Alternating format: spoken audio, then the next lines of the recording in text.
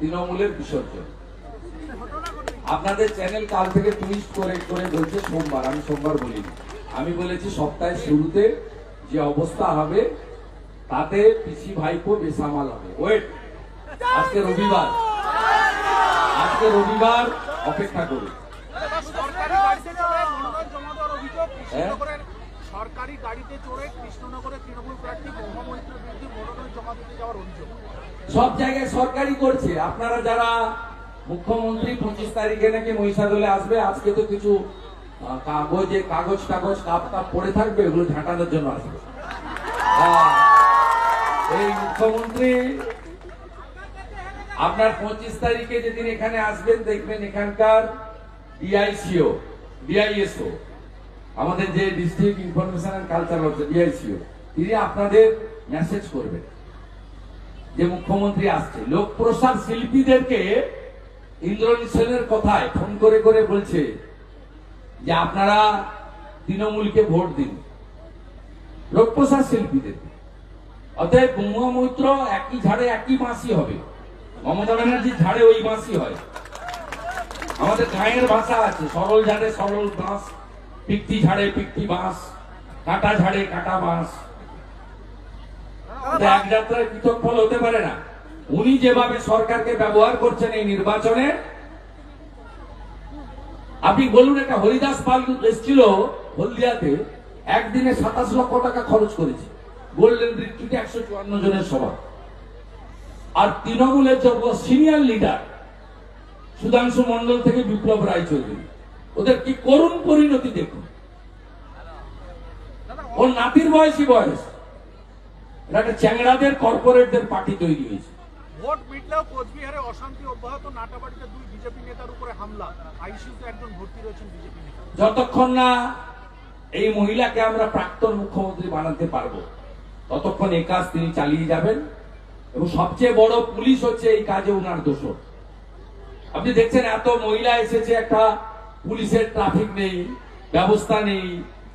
আপনি দেখবেন তৃণমূলের 1.5 পয়সার নেতা, কাটমানি খাওয়া নেতা, আমার এমপি ল্যাড থেকে টাকা তুলতো, যেটা এখানকার এমএলএ 7%, দায়ে কালী বাঁয়ে স্বরূপ, পিছনে ছবি, সামনে কমল, তেলচোর, তেলে ভেজাল মিশিয়েছিল, চোরা পরিবৃত্ত চৌর্য বৃত্তি। এই হচ্ছে তৃণমূলের মডেল। আপনি মহিষাদলে দাঁড়িয়ে এই মডেল দেখতে পাবেন। আপনি ভাষা শুনুন, ব্লক তৃণমূলের সভাপতি সুদর্শনের, সে মালো জেল খাটা 5 মাস না কত, 6 মাস জেল খাটা। সে মালো ফোন করে বলছে, হ্যাঁ রাম মন্দির তোর বাপের জায়গা, ওটা তোর বাপের জায়গা। সুদর্শন বলছে রাম মন্দির ভেঙে তুলে দে, কি সাহস! সব গোছানো থাকবে। বিজেপি সরকার আসবে, যে অবস্থা লক্ষণ শেখ সুশান্ত ঘোষের করেছি তার থেকেও খারাপ অবস্থায় দেবে।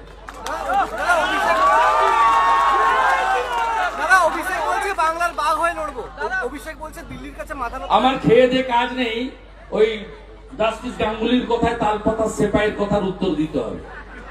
ওটাকে মাল নাকি? ও যার, ওর সামনে হচ্ছে পিসির ভাইপো, সামনে লেখা আছে পিসি, তারপরে লেখা আছে নাম, পিছনে লেখা আছে ভাইপো।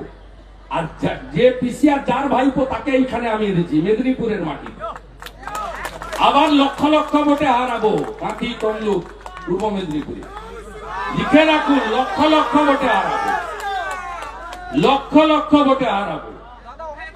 এখানে লতায় পাতায় শিকড়ে শুভেন্দু অধিকারী আছে, এরা সব আমার আত্মীয়। ভোট শেষের পর দেখা গেল আপনার দলের কর্মীরা মিষ্টি খেলো আর নাচানাচি করলো তৃণমূল, রেজাল্টটা কি হবে? রেজাল্ট রাষ্ট্রবাদীরা 3, চোরেরা 0। চোরেরা 0।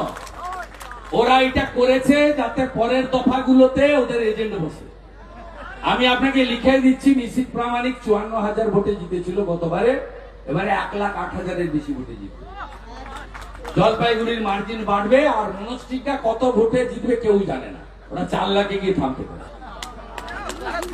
আমার কাছ থেকে নেবেন, ও তো মর্নিং শোজটা দিয়েছে। আমার সভাতে যা লোক হয়েছে, পিসি মনির সভাতে পুলিশ দিয়ে, ভিডিওকে দিয়ে লোক আনিয়েও লোক হয়নি।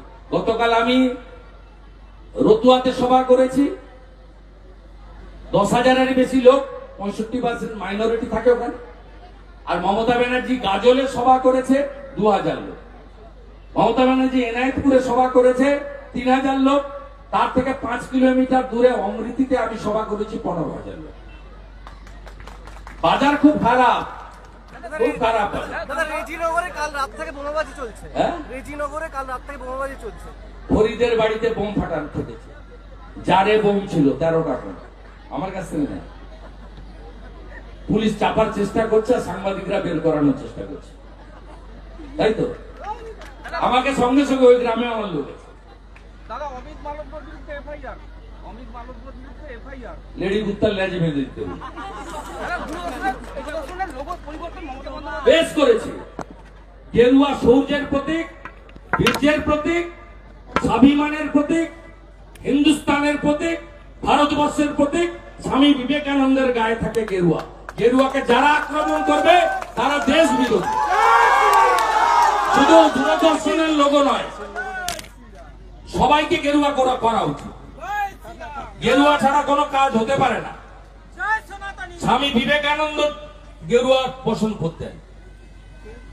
গেরুয়া হলো আমাদের দেশের স্বাভিমান এবং শৌর্যের প্রতীক। ভারত মাতা কি, ভারত মাতা কি।